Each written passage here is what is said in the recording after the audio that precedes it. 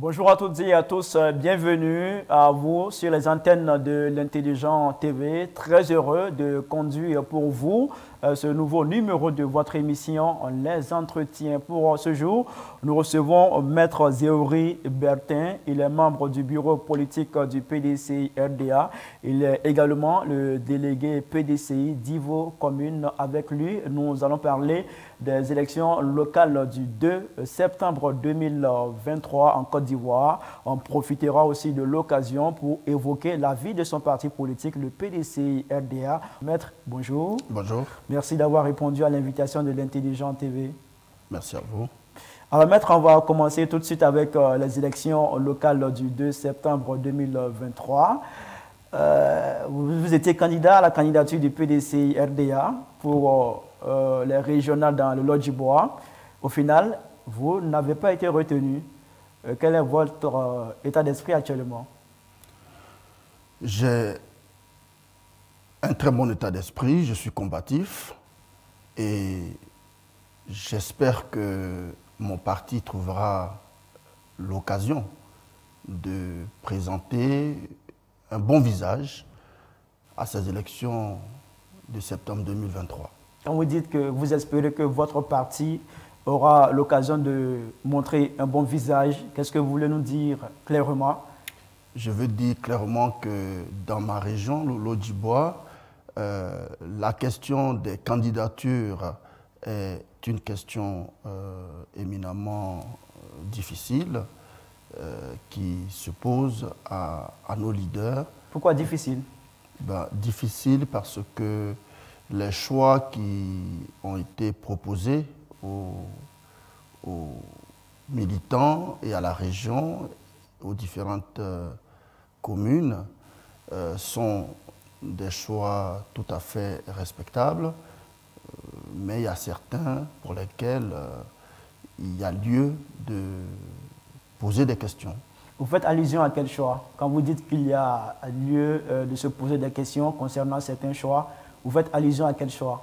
Écoutez, par exemple, dans la commune de Guitry, le PDCI semble avoir proposé un candidat. Ensuite, ce candidat semble être contredit par un autre candidat qui se prévaut aussi d'une désignation du même parti. Il y a également d'autres circonscriptions comme d'Ivo Commune où le parti n'a pas manifestement de candidat. Il y a la région du Lodjibois elle-même dont le candidat semble en difficulté avec l'opinion et même avec les procédures du parti. On aura l'occasion d'en parler un peu plus loin dans cette émission, notamment la commune d'Ivo où le PDCI-RDA n'a pas de candidat pour ces municipales en 2023. Mais déjà, comment vous expliquez à votre niveau le fait que vous n'avez pas été choisi? C'est pas à moi de répondre à une telle question. C'est vous qui n'avez pas été choisi? Moi, j'ai fait un dossier tout à fait respectable. J'ai respecté les conditions qu'il fallait respecter. Il y a eu des entretiens pour entendre les candidats. J'ai été entendu. Et cela a donné un très bon résultat. Que je n'ai pas été choisi à la fin, c'est une décision souveraine des dirigeants du parti. Je ne fais que la constater. Alors, vous dites tout à l'heure que vous avez présenté tous les dossiers qu'il fallait, vous avez fait l'entretien. Est-ce à dire que la décision du parti vous surprend? Le fait qu'on ne vous a pas choisi pour défendre les couleurs du PDCI-RDA dans le Lodjibois? Non, ce n'est pas que ça me surprenne parce que je n'ai pas été choisi pour défendre les couleurs du parti dans le Lodjibois. Je suis qui, moi? Je suis personne de plus que un autre militant du PDCI-RDA. Donc, on pouvait me choisir comme ne pas me choisir. Donc, là n'est pas du tout le souci. En partant candidater dans l'espoir de défendre les couleurs du PDCI-RDA, vous étiez conscient que ça allait être un échec pour vous, c'est cela? Ah non, pas du tout. On ne va pas à une compétition en prédisant que ça peut être un échec ou bien que ça va être un échec. Non, je prévoyais que je sois désigné candidat, c'est évident. Mais si je ne l'ai pas été, ce n'est pas un problème. Alors là, loin s'en faut. Celui qui est désigné, c'est un militant du parti, comme un autre. Il n'y a pas de difficulté. La seule difficulté, c'est qui est choisi, dans quelles conditions cette personne est choisie, et que va-t-elle apporter à notre parti. Donc ici, je m'exprime dans l'intérêt de mon parti. Si j'ai un souci ou une amertume, alors, elle est dédiée à mon parti. On sent des regrets à votre niveau.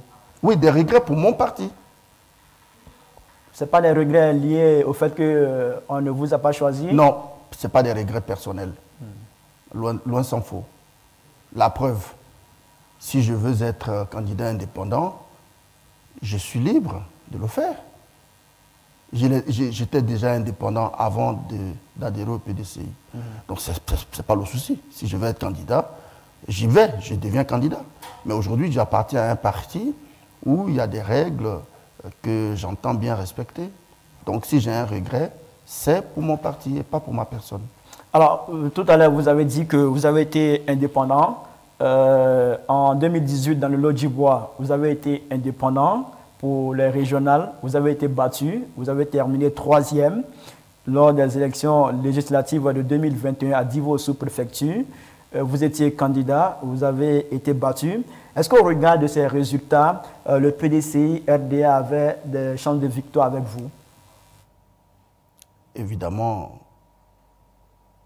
les résultats dont vous parlez sont des résultats qui donnent l'épaisseur du candidat Zéhouri dans la région, puisque ce sont des résultats qui préparent une victoire pour la suite. Donc, 2023 étant, pour ainsi dire, le couronnement de 2018, il est évident que notre expérience dans ce domaine et notre popularité s'est accrue et renforcée. Donc, forcément, en 2023, on est meilleur et on est beaucoup plus loti que les années passées et on l'a démontré sur le terrain. Donc, vous pensez que ces résultats n'ont pas pesé dans la balance quant au choix qui a été opéré? Ah, pas du tout. Si on ne s'est pas dit Maître Zéhouri est un loser, est un perdant, pourquoi le choisir? C'est ce que je pense qu'ils n'ont pas pensé, parce que comment pouvez-vous dire que quelqu'un est un loser si à côté vous choisissez un autre qui a perdu au moins 3 ou 4 fois en n'étant pas indépendant? Vous parlez de Babli Dominique qui a été choisi par le PDCI-RDA. Vous dites des noms, moi je ne sais pas, je vous dis ce qui se passe. Oui, Babli Dominique, c'est le candidat qui a été choisi par le PDCI-RDA pour ces élections régionales. En 2018, il a été candidat, il a perdu. En 2013, il a été également candidat, il a perdu. Et vous êtes considéré comme un espion du RHDP qui est venu au PDCI-RDA pour prendre les stratégies du parti et les transférer au RHDP en vue d'une victoire pour la présidentielle de 2025. Peut-être que c'est ce qui a aussi pesé dans la balance. Je n'en sais rien. Je n'ai jamais été au RHDP. Je n'ai jamais été proche du RHDP. Je ne vois pas pourquoi je serais un espion du RHDP. Certains le disent concernant votre personne. Beaucoup encore ne croient pas en votre ralliement au PDCI-RDA. C'est ce qui va causer certainement des difficultés au niveau des victoires que le PDCI aurait dû engranger, parce que des déclarations sans fondement et sans preuve ne peuvent que contribuer à creuser le fossé de l'échec.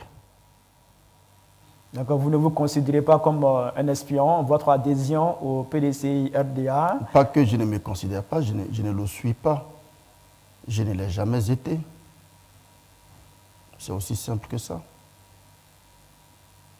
D'accord. Que pensez-vous du choix de Babli Dominique? Babli Dominique a été choisi au détriment de votre personne pour les régionales 2023 dans le Lodjibois. Quel est votre avis sur sa candidature? Mon avis sur cette candidature, c'est que c'est une candidature de tricherie. Aussi simple que ça. Puisque les dossiers de candidature à la candidature du parti ont été déposés au mois de juillet 2022.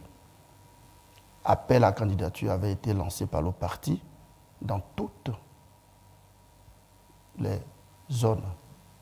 Et le Lodjibois avait enregistré 3 candidatures pour les régionales. Au nombre de ces candidatures, il n'y avait pas celle de Babli, il n'y avait pas celle de la personne dont vous parlez. Donc, de l'argent a été déposé, des dossiers ont été constitués. Lorsque, en 2023 et précisément le 15 février, le parti fait venir les candidats pour les auditionner, encore une fois, cette personne fait une publication le même jour, tôt le matin, pour dire qu'elle n'a pas déposé de dossier de candidature, qu'elle n'a pas l'intention d'être candidate. C'est très clair. Comment se fait-il que c'est cette personne qui est choisie comme candidat? C'est des questions simples, de logique procédurale. Alors vous dites que c'est une candidature de tricherie. Vous estimez donc que la direction du parti est complice de cette tricherie, puisque c'est la direction qui a décidé au final? Je ne sais pas qui a trompé l'autre,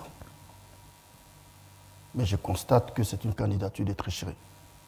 Avec la complicité de la direction du parti, vous estimez que la direction a fait un faux choix, la direction s'est trompée? Peut-être qu'ils ont trompé la direction. Donc, je constate simplement que ce choix est irrégulier et nous l'avons dénoncé par plusieurs actes. Les militants, les secrétaires de section, les délégués l'ont dénoncé. Alors, que le parti choisisse une personne qui n'a pas déposé de dossier de candidature et qui a déclaré à la face de tout le monde qu'elle ne sera pas candidate, c'est un fait, mais cette même personne n'a plus eu de relation sur le terrain avec les militants depuis 2018. Quasiment pas de relation avec les militants depuis 2018. Alors quand vous dites qu'il n'a pas eu de relation depuis 2018... n'a pas participé aux réunions du conseil régional où elle aurait dû représenter le PDCI. Donc, on s'étonne qu'une personne qui n'a pas été candidat, qui n'a pas déposé de dossier de candidature et qui l'assume, qui le déclare, devienne candidat, est choisi, sachant très bien qu'elle n'a pas respecté les militants sur le terrain, qu'elle n'a plus gardé de contact avec les militants, qu'elle a abandonné la course depuis toujours et qu'elle n'a pas représenté le PDCI au conseil régional. Mais la personne le sait. Et comment elle a donc pu se mettre candidate? C'est pourquoi? Est-ce qu'il suffit d'être candidat? On devient candidat pour gagner ou pour donner des chances de victoire. Cela veut dire quoi? Avec Babli, le PDCI n'a aucune chance de remporter ces élections régionales. C'est le mauvais cheval. Je peux l'écrire, je peux le signer, Si le PDCI estime que M. Babli peut gagner les élections, tant mieux pour elle, tant mieux pour lui. Et vous, vous estimez que le PDCI peut gagner ces élections avec M. Babli? Je n'ai pas d'avis là-dessus. On verra le 2 septembre. Pour vous, c'est une candidature de tricherie. Est-ce que cette candidature de tricherie peut passer? Bah, on verra. Moi, mon souhait, c'est que le candidat de mon parti soit retenu et qu'il fasse campagne, qu'il fasse bonne figure auprès des militants, puisque les militants nous attendent. C'est mon souhait. Entre mon souhait et la réalité, il y a un fossé. Et c'est quoi la réalité? Votre souhait est que Babli remporte ces élections. La réalité, c'est quoi la réalité? La réalité, c'est que ce dernier n'a aucune prise sur l'électorat dans la région, qu'il a abandonné depuis toujours. La réalité, c'est qu'il n'a jamais été candidat. Donc, il a violé les règles procédurales du parti en venant se hisser là où il y avait déjà d'autres candidatures.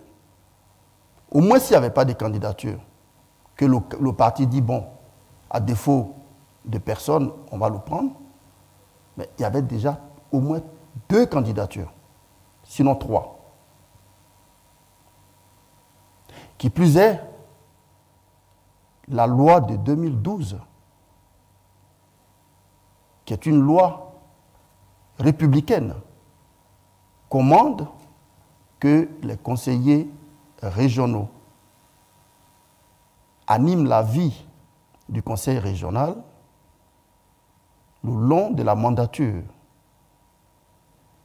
Si vous êtes conseiller régional et que vous représentez le PDCI à ce conseil régional, la moindre des choses, c'est d'être présent ou de donner les raisons de son absence et de ne pas mépriser la loi, ne pas mépriser le fonctionnement du conseil régional. Vous voulez diriger une institution que vous méprisez, et si le quorum n'est pas atteint, comment l'institution peut fonctionner? À votre tour, quand vous allez le diriger, si les gens ne viennent pas, vous allez travailler? Toutes ces questions se trouvent concentrées dans la main de cette candidature qui n'a que mauvaise presse auprès de l'opinion locale. Et je l'assume en tant que délégué communal. C'est ce que je constate sur le terrain. C'est ce que je vois. Je ne peux pas dire autre chose que ce que je constate.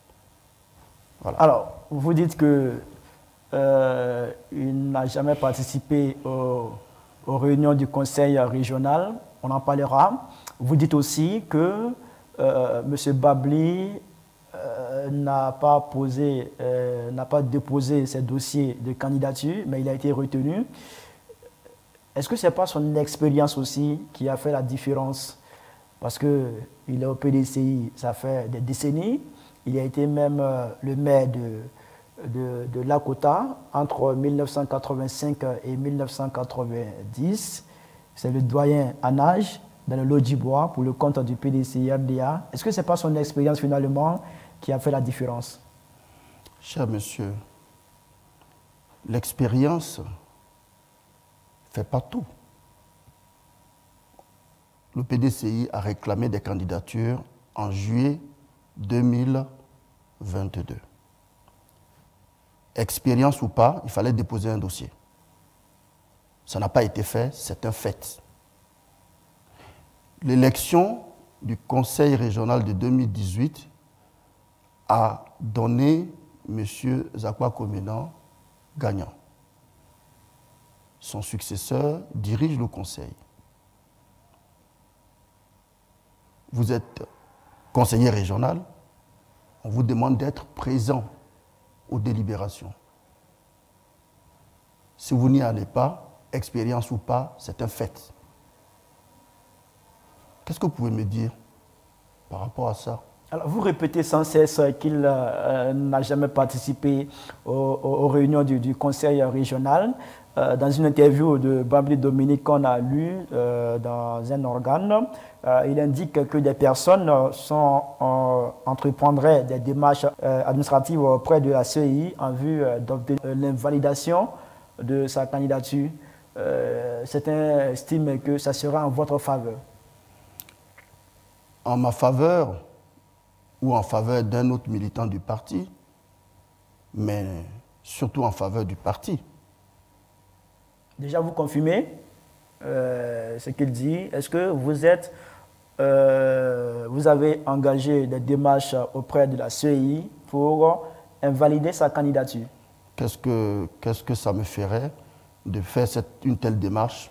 Non. Est-ce que... Parce que vous estimez qu'il n'a jamais participé aux réunions du conseil régional et selon la loi de 2012... Eh bien, c'est une révélation qui nous est faite à tous par le conseil régional du Lodjibois, auquel nous ne participons pas. Donc, c'est aux réunions du conseil que cela a été révélé. Et tous les conseillers en ont pris connaissance, ainsi que la presse. Qu'est-ce que vous vouliez que le PDCI fasse? Moi, en tant que militant PDCI et délégué communal, membre du bureau politique, ma responsabilité est de tenir compte du péril qui guette mon parti à travers ce dysfonctionnement. Et la bonne manière de tenir compte? J'ai été informé, je ne me suis pas mis à faire des actions ou quoi que ce soit.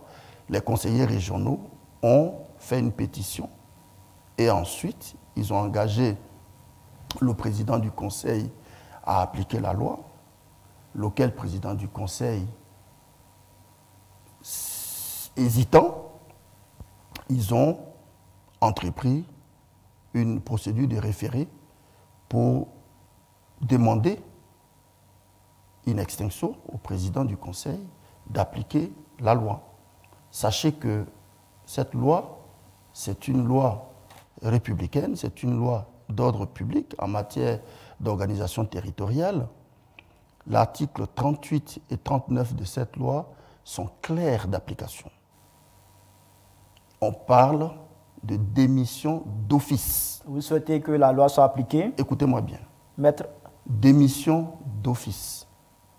La démission d'office veut dire que ce n'est pas une personne en particulier qui va actionner l'application de cette loi. Il suffit que l'infraction que sanctionne la loi existe. En l'occurrence, l'infraction, c'est la non-participation aux délibérations du Conseil. Alors, dès l'instant où cette non-participation existe, l'infraction existe. À partir du moment où l'infraction existe, la démission, elle est d'office. Pourvu qu'une personne intéressée soulève l'existence de cette infraction. C'est pour ça, il me semble que les conseillers régionaux et non Maître Zéhouri, attention, ils sont PDCI, ils sont RHDP, ils sont indépendants.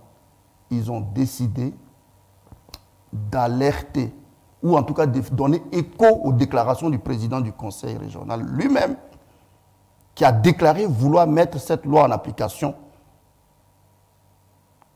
au profit du RHDP.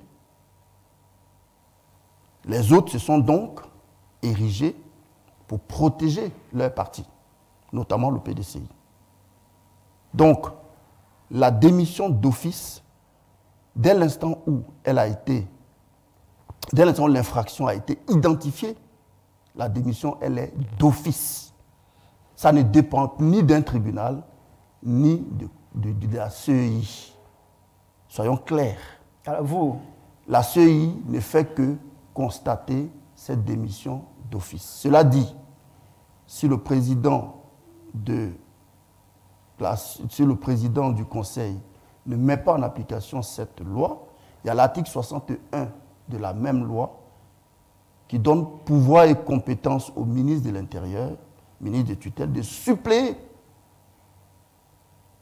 les incuries, de ses supplétifs.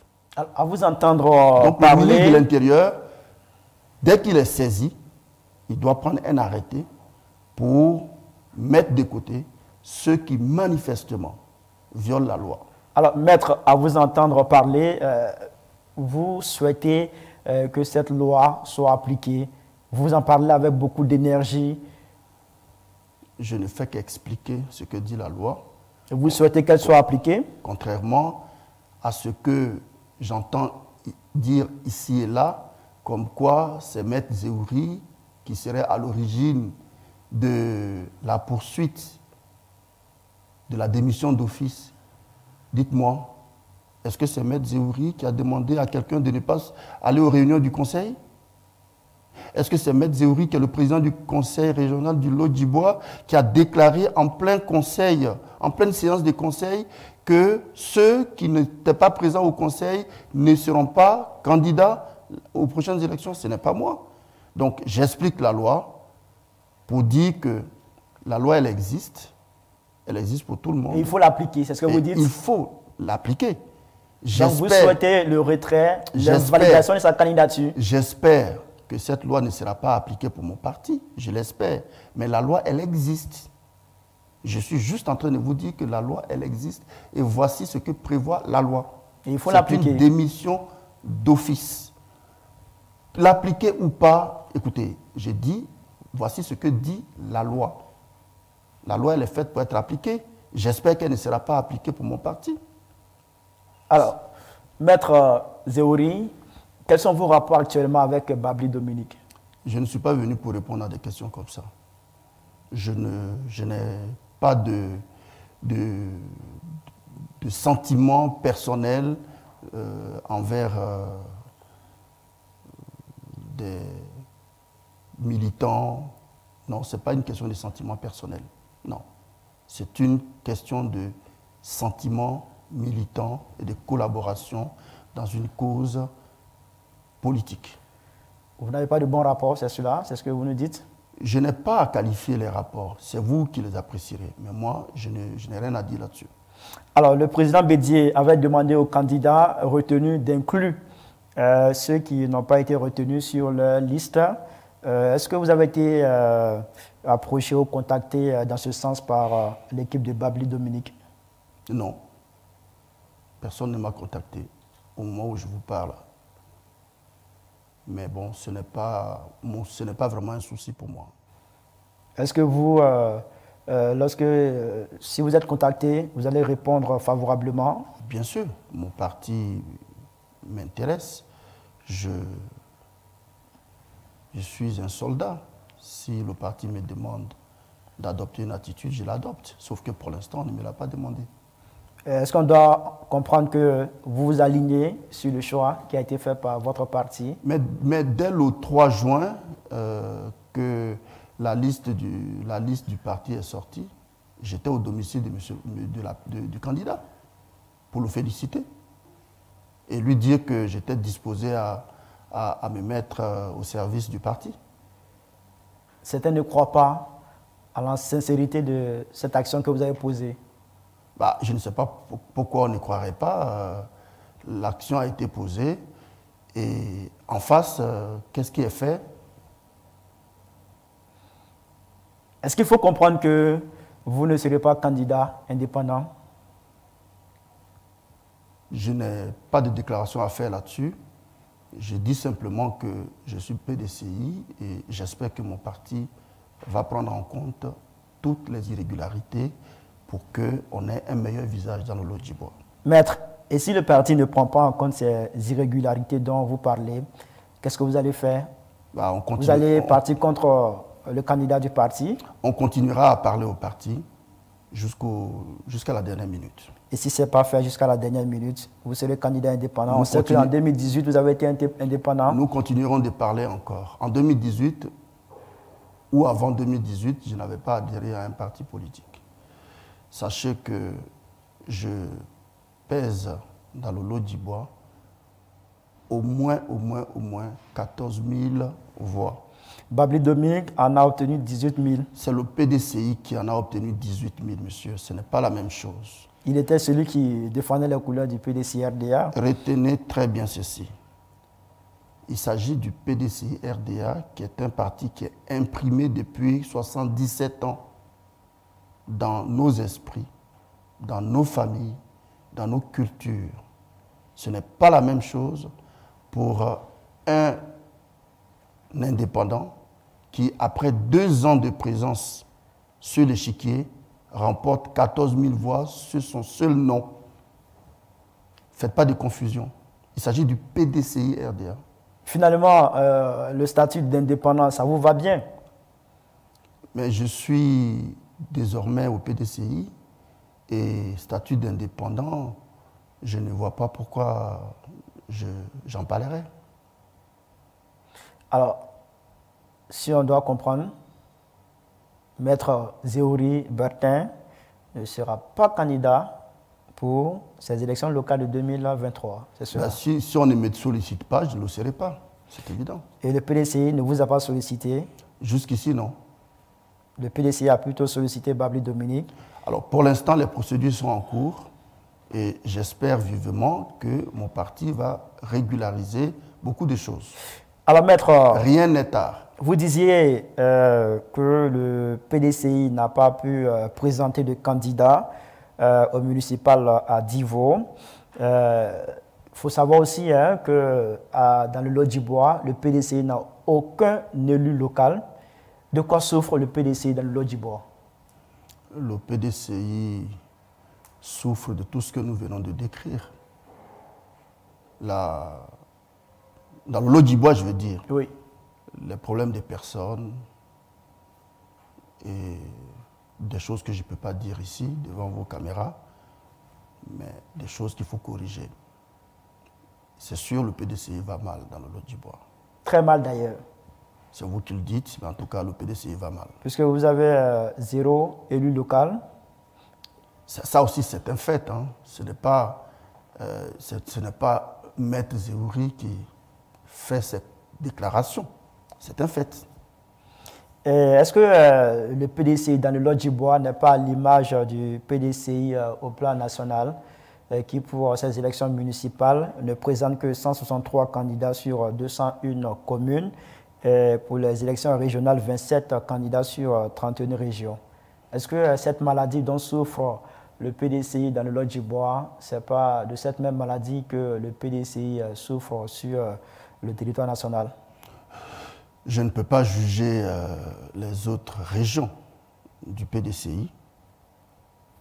Je sais juste que notre parti est en train de s'implanter progressivement dans le nord de la Côte d'Ivoire et que le parti est bien implanté au centre.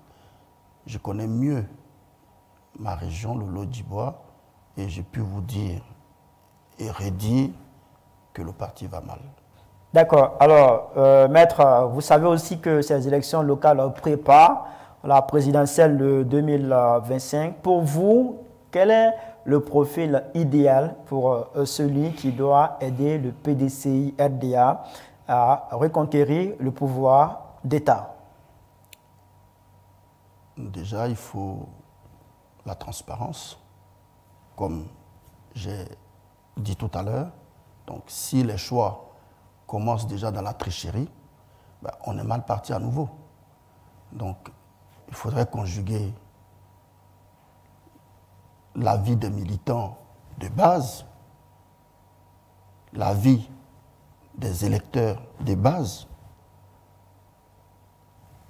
peser le poids de celui ou ceux qui veulent compétir, et puis les mettre en compétition, en situation réelle, pour pouvoir ensuite les confronter aux autres candidats.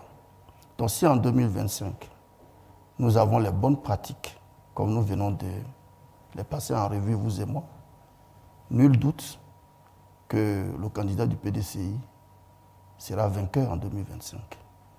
Si on fait le contraire, c'est-à-dire qu'on applique le schéma qui est appliqué dans le Lodjibois aujourd'hui, je crains fort qu'on n'y arrive pas. Alors, vous êtes pour un renouvellement générationnel ou il faut continuer avec Henri Konan Bédié? Alors, j'ai toujours eu un petit peu de mal avec ce débat lié à l'âge, à la santé. Non, ce n'est pas des débats de fond, ça. On peut être jeune et être idiot. On peut être âgé et être brillant. On peut mourir à 20 ans, comme on peut mourir à 110 ans. Là n'est pas le souci. La santé, c'est une question liée à l'organisme de chacun. L'âge, c'est même une chance qui est liée à la vie de chacun. Qu'on soit vieux ou jeune, l'essentiel, c'est d'aimer les Ivoiriens,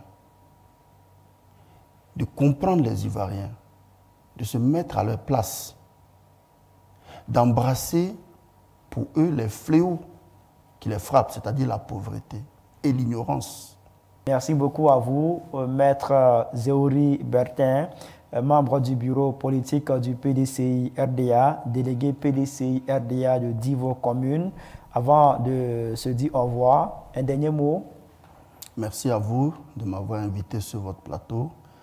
J'aimerais demander à votre média de dire à mon parti de corriger les irrégularités flagrantes de notre parti à Divo et dans le Lodjibo en général. J'aimerais ajouter que j'invite nos populations, les populations de Guitry, de Iré, de Lakota, de Divo, de partout dans la région.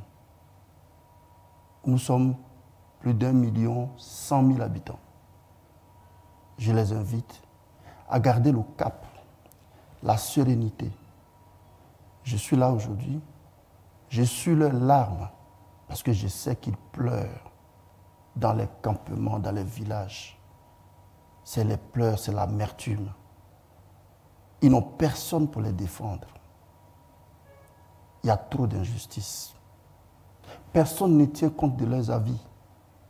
Personne ne les considère. À la limite, c'est comme si le Lodjibo était un no man's land politique. Chacun fait ce qu'il veut. Et on accentue les faiblesses des gens, rien que pour les dominer.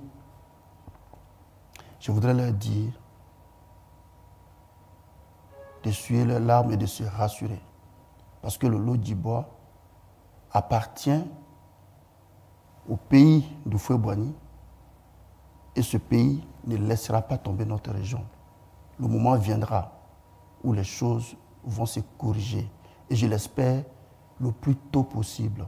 Je l'espère maintenant. Et maintenant, c'est la fin de cet entretien que vous avez décidé de nous accorder. On vous dit infiniment merci pour cela. Merci à toutes et à tous d'avoir suivi ce numéro de votre émission, Les Entretiens sur l'Intelligent TV.